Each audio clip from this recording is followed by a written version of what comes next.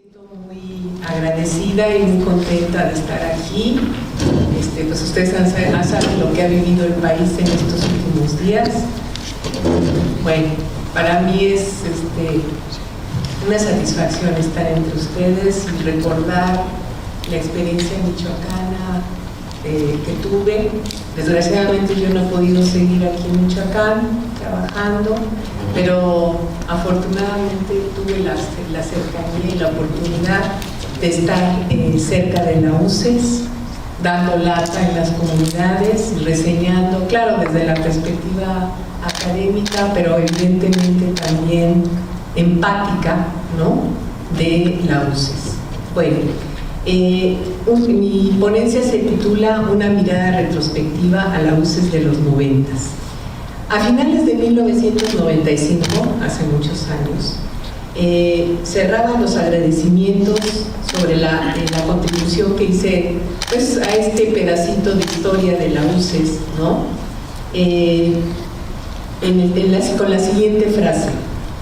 Citaba al que fue mi supervisor de mi tesis, quien afirmaba sobre su propia investigación en Michoacán, en Los Reyes. Dice: me obligó a tratar con algunos de los aspectos más negativos en la vida social contemporánea del campo michoacano. No me disculpo por ello, decía él, porque pretendo mostrar cómo las circunstancias que les han sido impuestas a los actores que nos ocupan son las que debilitan, minan la solidaridad, la cordialidad, la tolerancia y la dignidad con los que ellos han sido tan ricamente dotados. Yo comparto esa visión, y él decía también: pero espero que los responsables de las políticas actuales, y eso pues fue en 1995,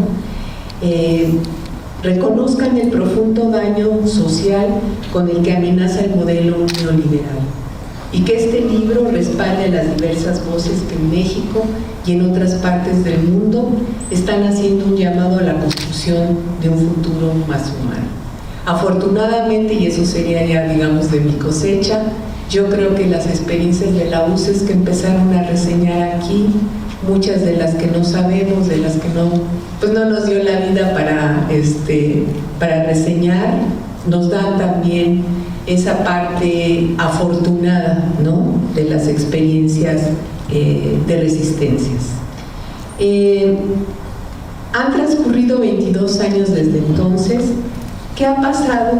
Si bien la última vez que hice trabajo de campo en el oriente michoacano, que fue una parte donde llevé un grupo de chicas de licenciatura del Departamento de Antropología de la UAM, entre ellas las comunidades de Crescencio Morales, ¿no?, y algunos recorridos por la zona, y que bueno, fueron entre 2004 y 2006, y que también tuvieron que ser interrumpidas por la nueva etapa, pues, más violenta, ¿no?, que ha vivido Michoacán también.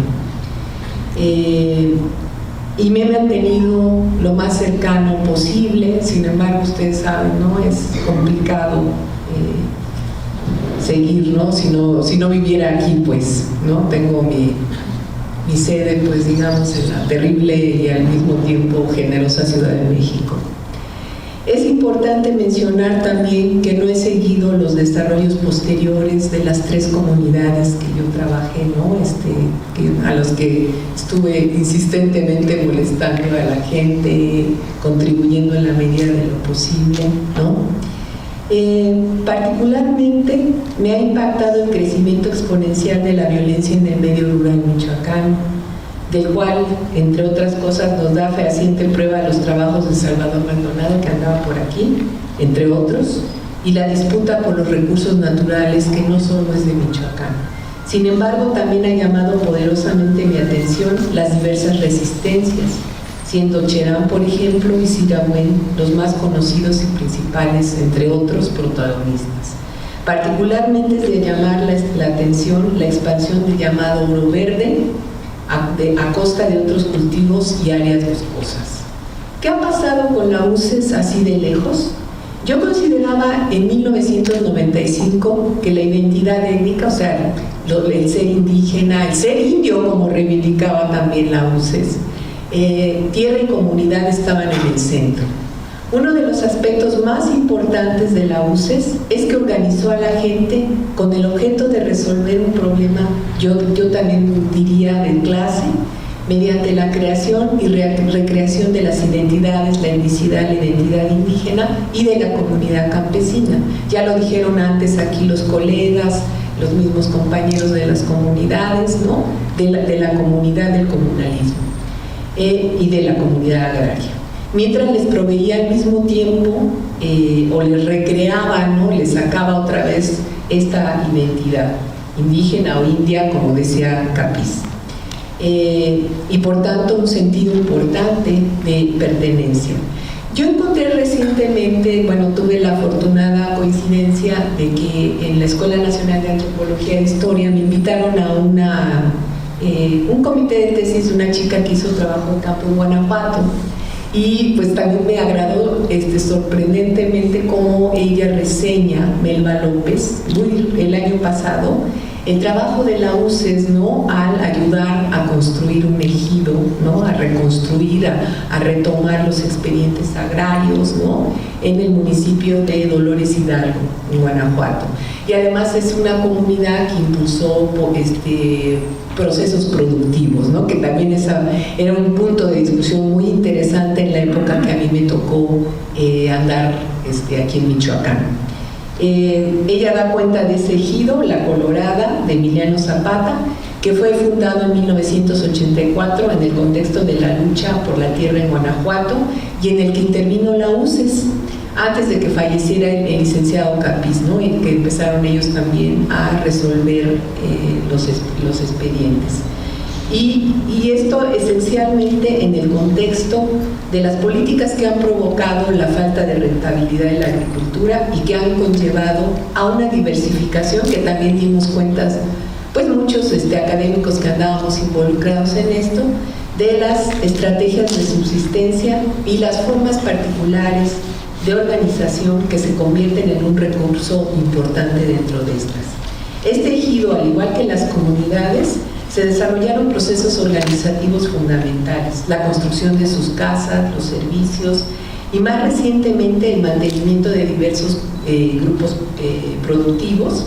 Y al igual donde yo anduve dando lata, las mujeres han sido centrales, eso es muy importante. Melba descubre cómo muchos, los procesos también muy similares, ¿no? Que yo reseñé en los 90s, cómo muchos campesinos han combinado diversas estrategias de sobrevivencia, producción de autoconsumo, la creación de un centro comunitario, proyectos de producción para un mercado, como el caso de la lavanda ahí en Guanajuato, el trabajo en la agroindustria, obviamente la migración, y los programas de tipo asistencialista y la compra-venta de tierra, ¿no? El alquiler. Recordemos que esas diversas estrategias de sobrevivencia caracterizaban a muchos de los comuneros hasta la fecha de entonces. En casos más claros era evidente un proceso de semi-proletarización, como la colonia comunal donde yo estuve, cerca de Santa Clara. ¿Cómo conocí a don Efrén Capiz y Elita Castañeda? Es importante decir que yo en su momento no pensaba hacer una biografía, ¿no? de don Efrén y de doña Evita. Sin embargo, hice alrededor de 3 entrevistas con ellos y parte también de sus propios documentos, ¿no? Con los cuales documenté una pequeña parte del trabajo que yo hice. Recuerdo, llegué a su casa en Morelia con mi hijo, que era un bebé, ¿no? En ese entonces, y yo vivía cerca en Pátzcuaro. Me recibieron en su casa de la avenida Acueducto, conocí a solo uno de sus hijos. Platicamos un buen rato, sin embargo siempre estaban muy ocupados y cerca de la casa estaba una especie, pues yo le decía como un galerón, ¿no? Donde se realizaban asambleas en el cual alguna vez más que estuve ahí fungí como secretaria de actas. No recuerdo gente de qué comunidad estaba. Doña Evita, orgullosamente vestida con su falda purépecha, una blusa blanca, fuerte de carácter y agradable. Don Efrén, con la cabeza en sus expedientes y muy ocupado también. Recuerdo vívidamente cómo Evita llevaba la batuta de la plática. Mi intención era contarles qué andaba haciendo en las comunidades en las que participaba la UCES. Fueron amables y me abrieron las puertas de su casa. Mi intención nunca, como les dije, fue hacer una biografía, pero era central para mí presentarme ante ellos, ya que iba a entrevistar y observar los procesos de la gente que participaba en la UCES. Resta decir que aprendí mucho en esas 2 o 3 ocasiones que estuve con ellas. De ella, en alguna de las publicaciones que recientemente aparecieron a raíz de su muerte, se decía, por ejemplo, nunca ni en la cárcel ni las demandas detuvieron a los abogados fundadores de la UCES.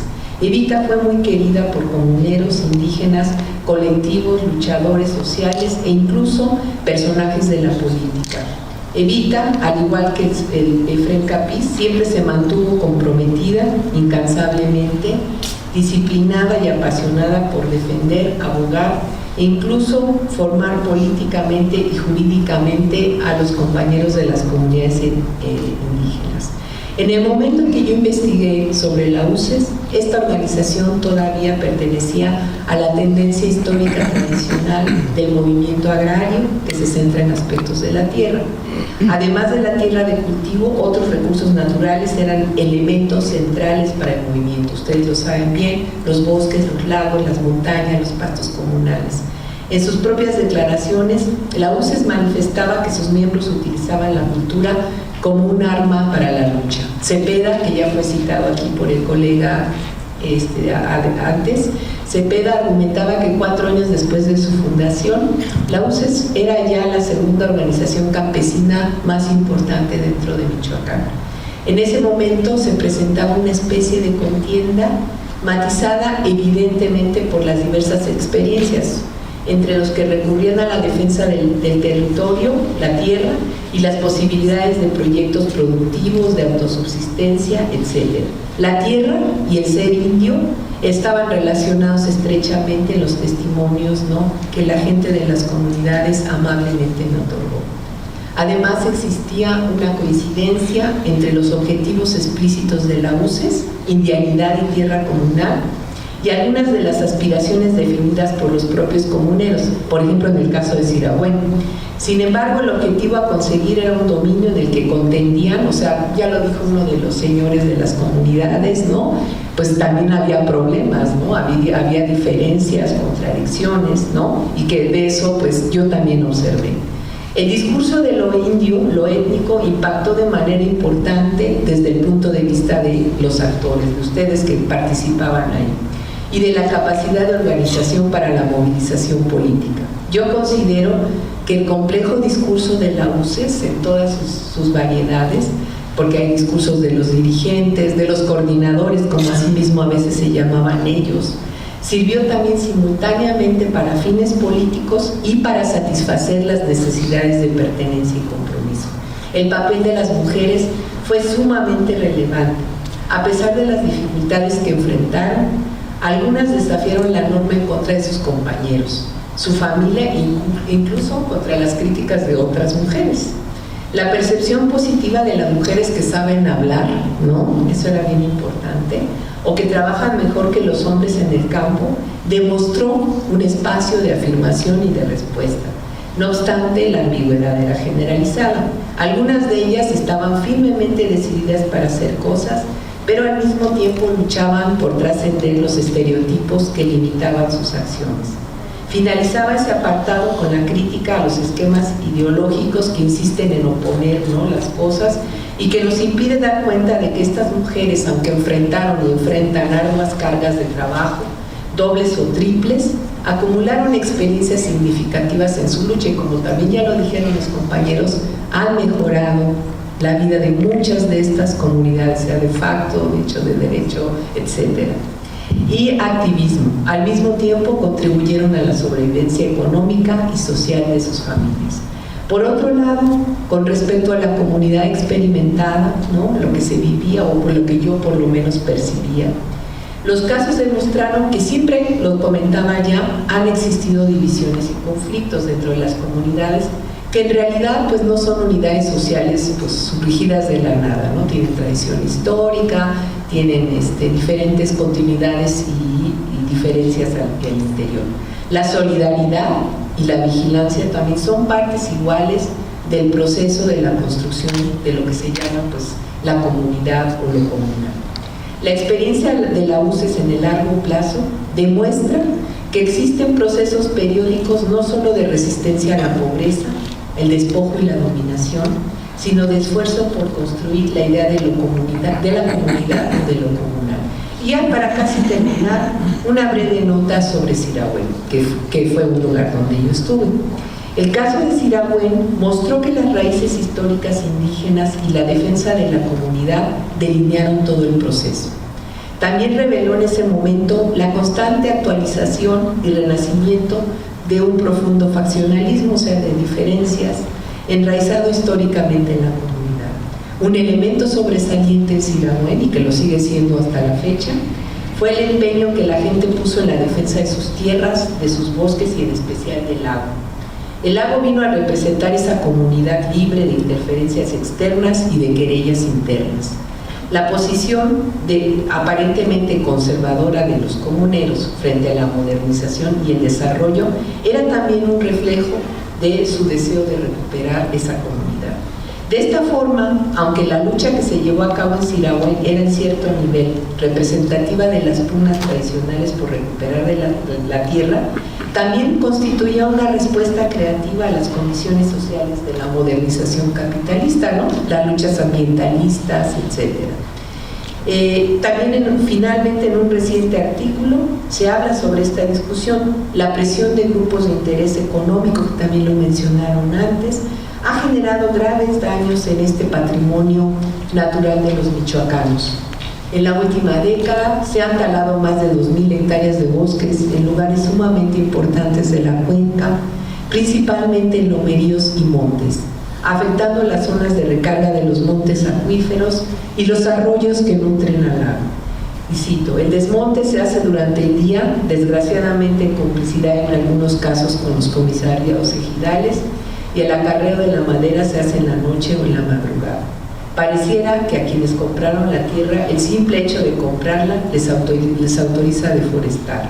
Así, el aguacate, ¿no?, el famoso oro verde, pasa a sustituir al bosque y aumenta el clandestinaje de la madera, que contribuye a la deforestación, pues esta actividad alienta en gran medida el cambio de uso del suelo, ¿no? Bueno, ya ustedes saben también otros procesos, extracción de agua, bueno, la importancia de Sirahuén cuando se involucra en la lucha zapatista, ¿no? Con la creación del famoso caracol zapatista. Y bueno, ya para terminar, la UCES para mí y para lo que muchos compartimos en este evento ha tenido un papel fundamental en la lucha por la tierra, y como vimos, y seguramente quienes me seguirán nos mostrarán la historia agraria de Michoacán. Bueno, muchas gracias.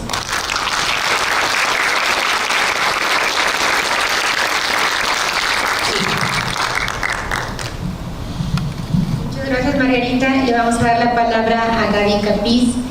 Le pedimos de favor que nos pueda compartir un poquito de su experiencia, qué significó como hija, ¿no?, de estos grandes personajes, vivir junto con ellos toda esta experiencia voluntaria e involuntariamente.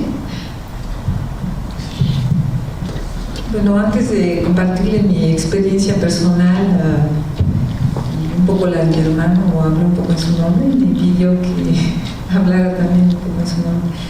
Quisiera primeramente agradecer, ¿verdad?,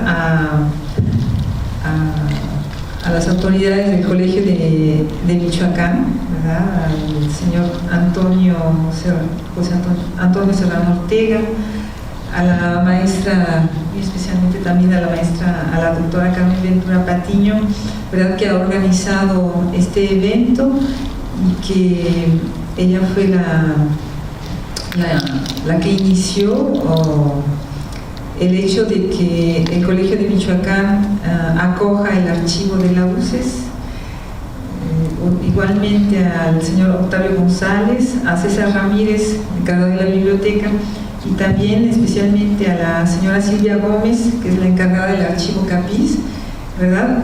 Porque no es una tarea fácil, Yo lo estoy constatando porque actualmente yo estoy trabajando en el archivo también en la casa.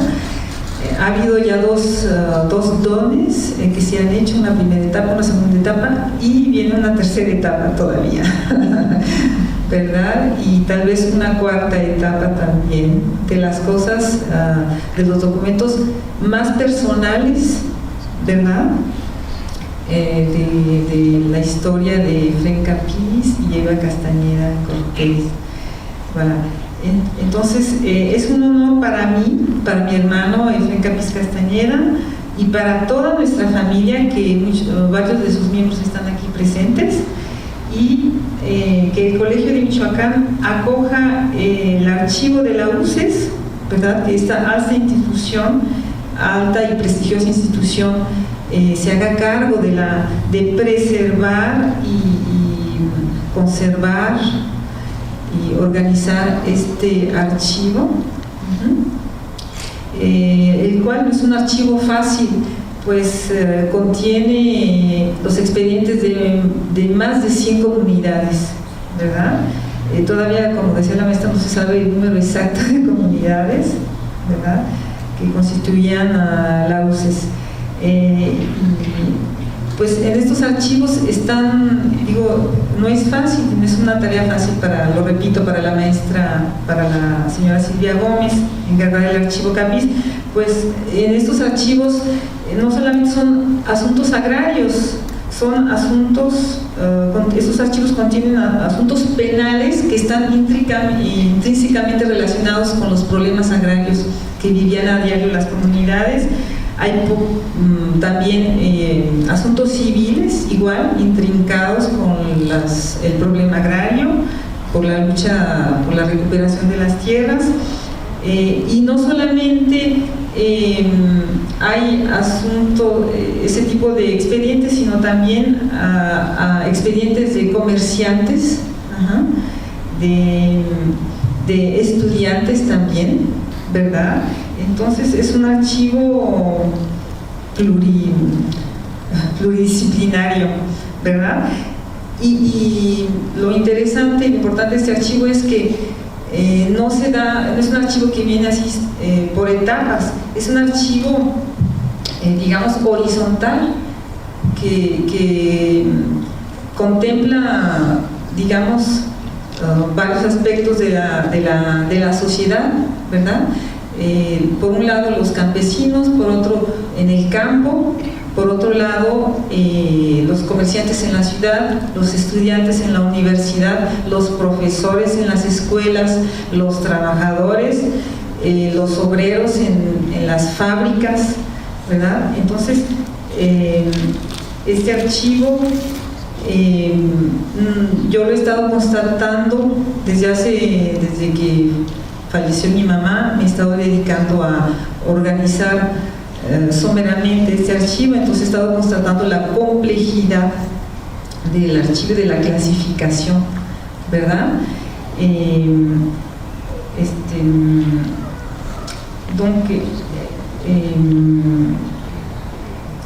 Este archivo será entonces aquí conservado, ¿verdad?, para los estudiantes que quieran investigar sobre la historia del campesinado en México y Michoacán, para los investigadores, para los campesinos también que quieran aquí venir a informarse sobre los expedientes de su comunidad, de los problemas que vivieron, ¿verdad? Para las nuevas generaciones que podrán consultar aquí este archivo. Este archivo no solamente ya atestigua una página de la historia del derecho agrario en Michoacán y en México, atestigua también la lucha por la igualdad, por el comunalismo, por la justicia, ¿sí?, y sobre todo por la dignidad de los hombres campesinos y de las mujeres campesinas. Es un archivo que nos permite leer la cruda y difícil realidad de los indígenas en México, es un archivo viviente también, que a través de él podemos recuperar y conocer la lucha por la posesión de la tierra de las décadas pasadas. Y es un archivo viviente, no solamente porque está encarnado en la lucha real y material, injusta, violenta y ensangrentada que sufrieron las comunidades indígenas en el siglo XX y parte del siglo XXI, pero es un archivo también que se prolonga hasta nuestros días con el ejemplo vivo de comunidades como la de Jauja, La Cantera, San Pedro Bocaneo y otras que continúan trabajando en común, ¿verdad? Y el trabajo de estas comunidades cristaliza los ideales del licenciado Efrén Capiz Villegas y de su compañera, la licenciada Eva Castañeda Cortés, ¿verdad? Donde el eje es el comunalismo, ¿verdad? Poseer las tierras en común, trabajarlas en común, protegerlas en común, luchar por ellas en común y disfrutarlas en común. Este archivo es y será una fuente inagotable de búsqueda del bienestar humano y de lucha por la libertad que inspirará a las nuevas generaciones. Yo he constatado, ¿verdad?, estos últimos meses que el licenciado Efrén Capiz y la licenciada Evita Castañeda Cortés no se concentraban únicamente en los problemas sociales, en los problemas agrarios, obreros de aquí, de Morelia, de Michoacán, sino que se interesaban también, estaban en contacto con otras organizaciones indígenas del país, ¿verdad? En Veracruz, en Chiapas, en Guanajuato, en el Estado de México y también en América del Sur, en América Central también, y seguían la actualidad internacional también, ¿ah? Y eso yo lo constato diariamente al encontrar los artículos señalados por mis padres en los periódicos, por los manifiestos que hay, por ejemplo, protestando contra la invasión de Estados Unidos en Irak, en Afganistán. La UCE se organizó marchas conjuntamente con otras organizaciones del país para protestar contra esa invasión, ¿verdad? Y también yo me pregunto muchas veces, pero ¿cómo le hacían, ¿verdad?, mi papá, mi mamá, para tener tiempo para ocuparse de todo eso, ¿verdad? O sea, dedicaban el 100% de su tiempo, de su vida a luchar, pues, por la justicia, por la libertad y a solidarizarse con los hombres, las mujeres que sufrían la explotación y las injusticias en otros estados del país y del mundo, ¿verdad? Y aparte de todo eso, tenía todavía tiempo el licenciado Capiz de escribir poemas, como muchos de ustedes lo constataban, ¿verdad? Logró poner en poemas toda la historia de la independencia, de la revolución y de la actualidad, ¿verdad?, que él iba viviendo en los diferentes lustros, ¿verdad? Y un día, por ejemplo, yo lo acompañé a ver al secretario de Gobernación en Morelia. Estuvimos esperando y finalmente, bueno, ya nos pasaron, había muchos campesinos y ya nos recibieron y mi papá le dijo el secretario, bueno, sí, a ver, Capiz, ¿en qué te podemos servir? ¿En qué te podemos ayudar? A ver. Mi papá empezó a declamar el problema de varias comunidades, ¿verdad? Y de las peticiones que iban a hacerle al secretario de Gobierno. Empezó a declamar, así, a decir todos los problemas y las peticiones en poesía. Y entonces hubo un silencio, pero así que se apoderó de toda la asamblea que estaba allí, incluyendo el secretario de Gobierno. Y yo personalmente tenía la piel de gallina. Y entonces, ya cuando acabó de exponer en poema a mi papá todos esos problemas y peticiones, le dijo el secretario de Gobierno, Capiz, si me hubieras expuesto esos problemas de otra manera, no te hubiera escuchado y les hubiera pedido que se salieran. Pero como lo dijiste de esa manera, ¿qué es lo que quieres? A ver, dime, ¿qué es lo que quieres que haga? ¿Verdad? O sea que esa ocasión había problemas sumamente difíciles y entonces esta manera de plantear los problemas en poesía abría las puertas, ¿verdad? Para ser escuchados, ¿verdad? Para que las autoridades propusieran soluciones viables que convinieran a los indígenas, ¿verdad? Bueno, otro aspecto muy importante, ¿verdad? de la lucha de la UCES fue que para el licenciado Efraín Capiz era muy importante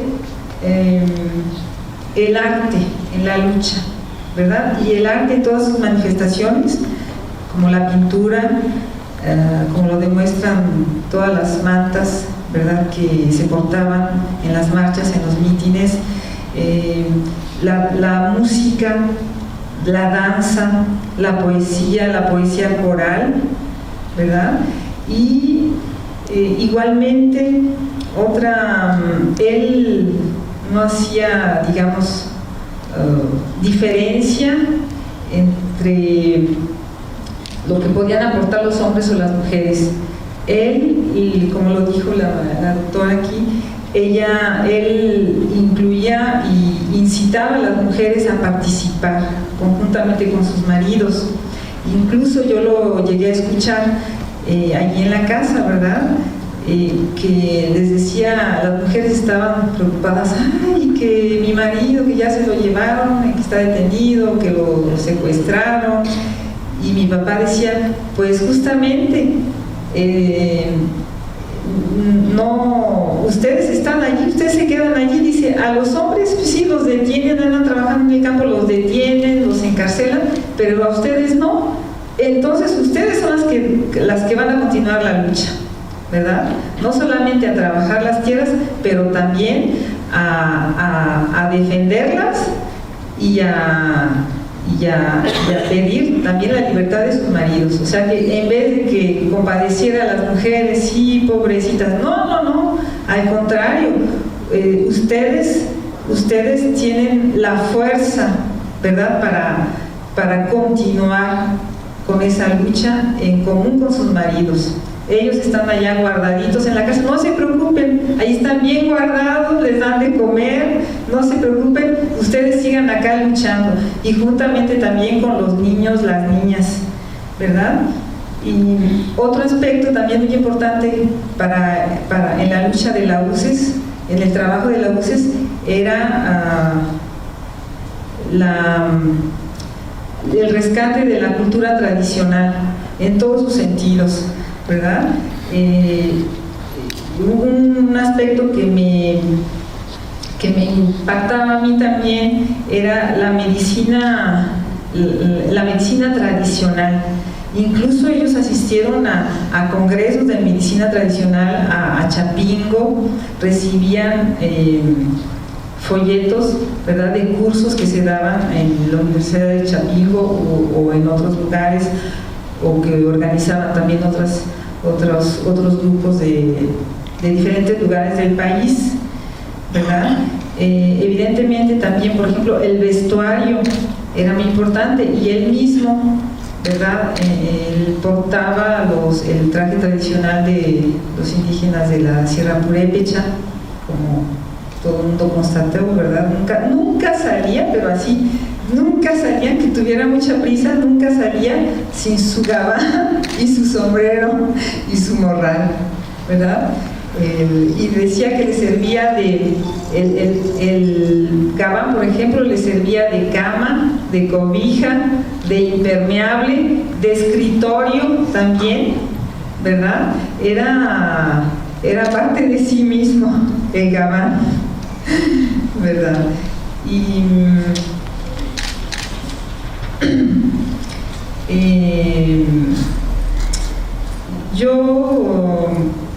yo constaté también, ¿verdad? Yo desde chica, ¿verdad?, siempre percibí una fuerza en mi padre, una convicción, ¿verdad?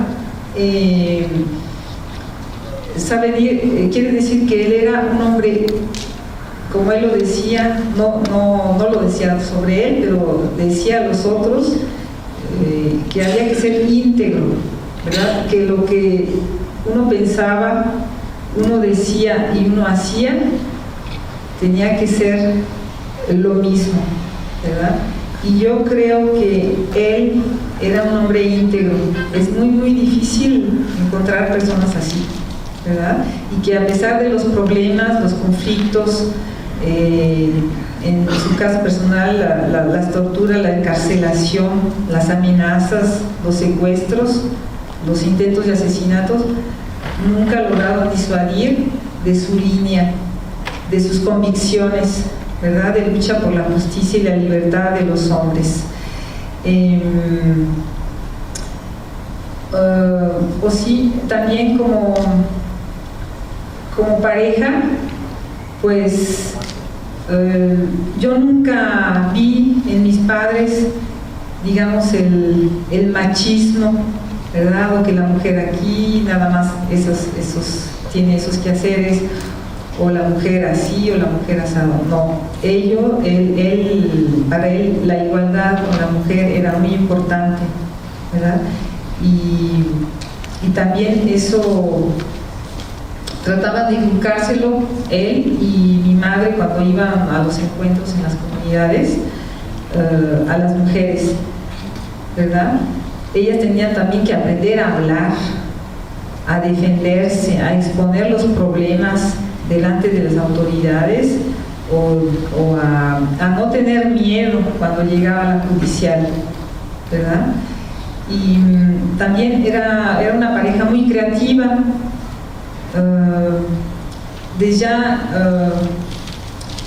Yo lo constato por los manifiestos, ¿verdad?, que infinidad de manifiestos, a veces hasta varios por mes, que hacía mi padre, los redactaba y mi mamá los escribía a máquina.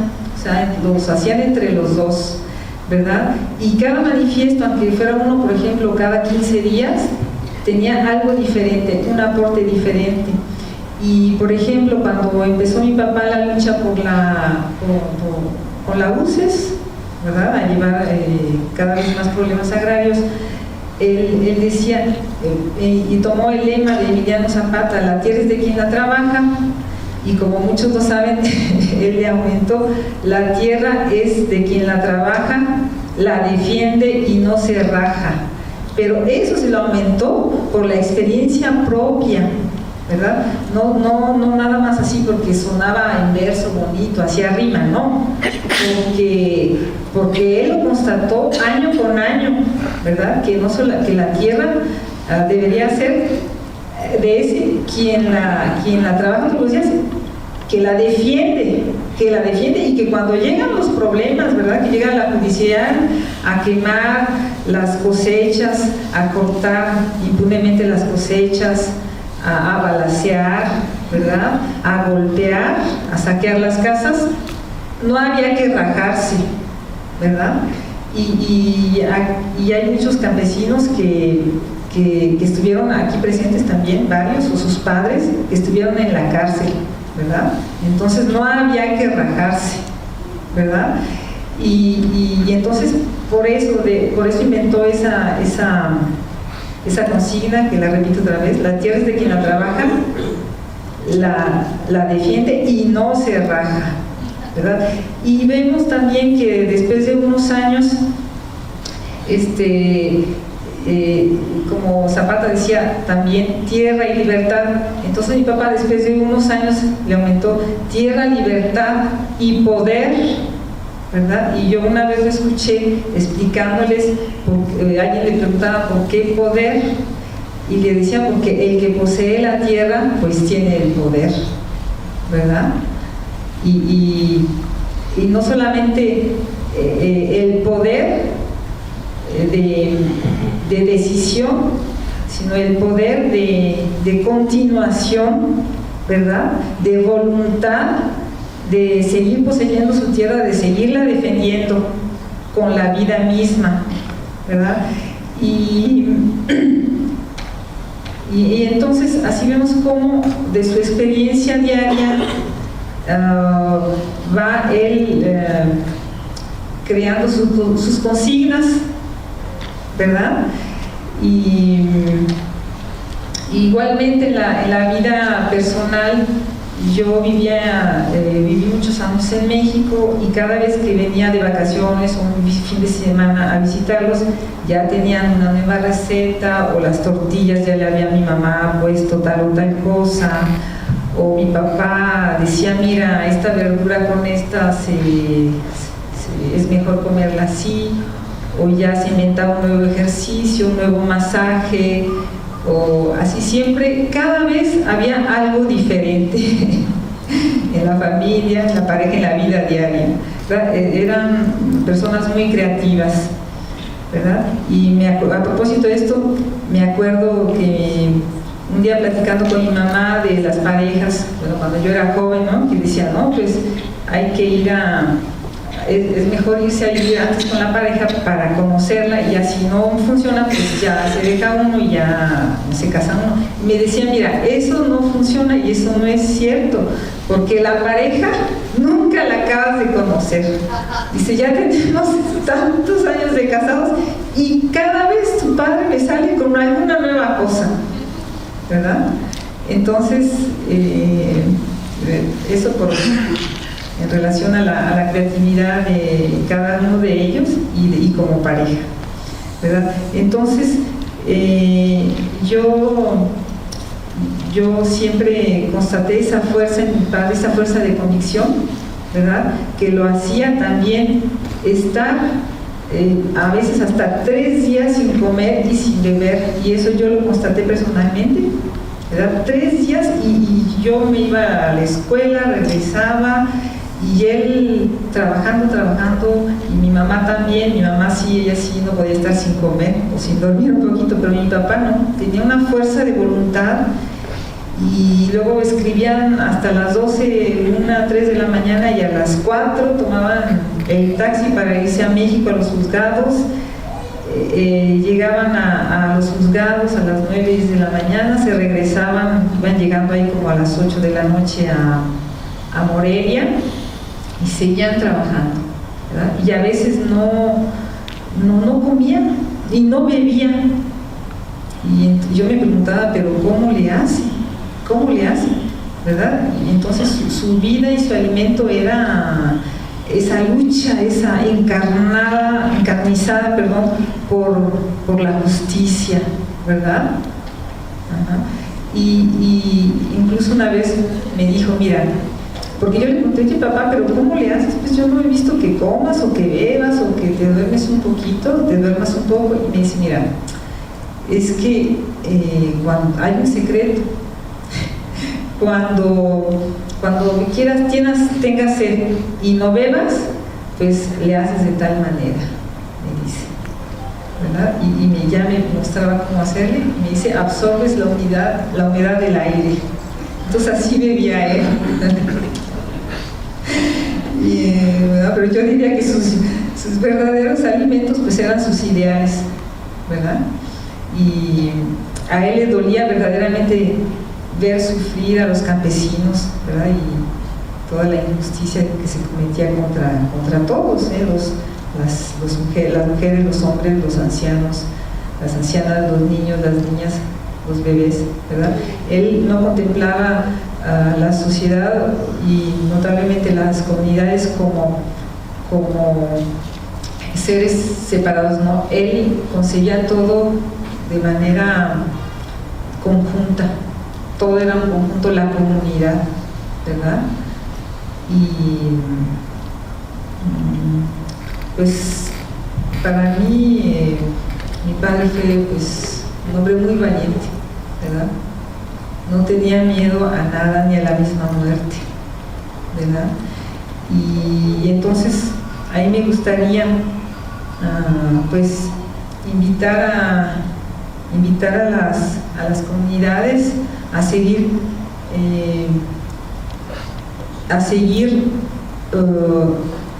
este trabajo, ¿verdad? Este legado de Efraín Capiz Villegas y Eva Castañeda Cortés, que es un legado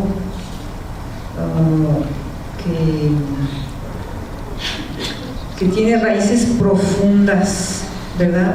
Y si hay aquí varias comunidades actualmente que están trabajando en común, es porque esas raíces están basadas,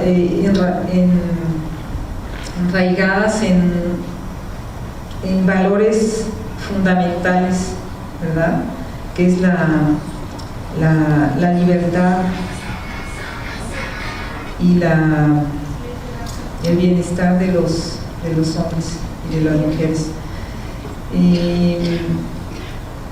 Yo los quiero invitar a continuar defendiendo sus tierras, porque actualmente hay muchos, yo ya estuve platicando con varios de los comuneros durante la organización de este evento, hay muchos problemas, o sea, la lucha que vivieron Efraín Capiz y Eva Castañeda continúa actualmente.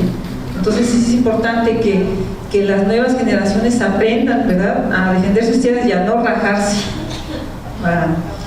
Y pues ya para terminar, les quiero recordar la consigna de mi padre, ¿verdad? Y decirles a las comunidades y que lo transmitan, a los niños, a los jóvenes, que la lucha sigue. La lucha sigue, sigue, sigue. La lucha sigue, sigue. Zapata vive. Zapata vive. Zapata vive. Efraín Capiz vive. Eva Castañeda vive. La lucha sigue, sigue. La lucha sigue, sigue, sigue, sigue, sigue, sigue, sigue, sigue, sigue, sigue, sigue, sigue. Como decía mi papá, ¿ya se cansaron? Sigue, sigue, sigue, sigue, sigue, sigue, sigue, sigue, sigue, sigue, sigue, sigue, sigue. Muchas gracias, compañeros.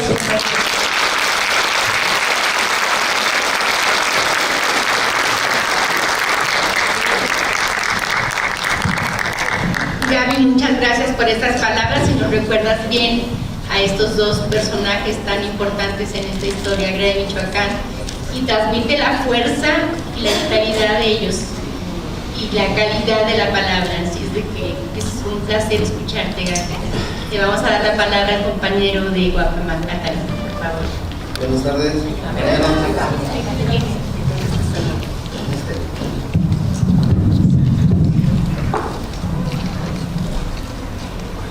Buenas tardes, compañero.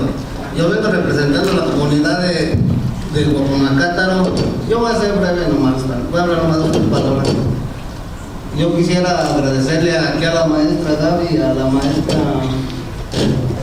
Carmen por tomarnos en cuenta todavía, porque pues hemos vivido quedándonos atrás nosotros.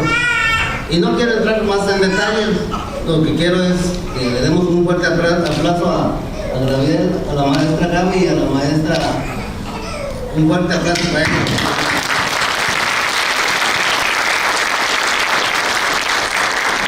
No sería lo que todo porque no quiero, pues además no, pues uno no está acostumbrado a hablar en estos aparatos, pero como quiera sí darles las gracias a todos los compañeros que nos vinieron a acompañar. Gracias, más gracias. Sí.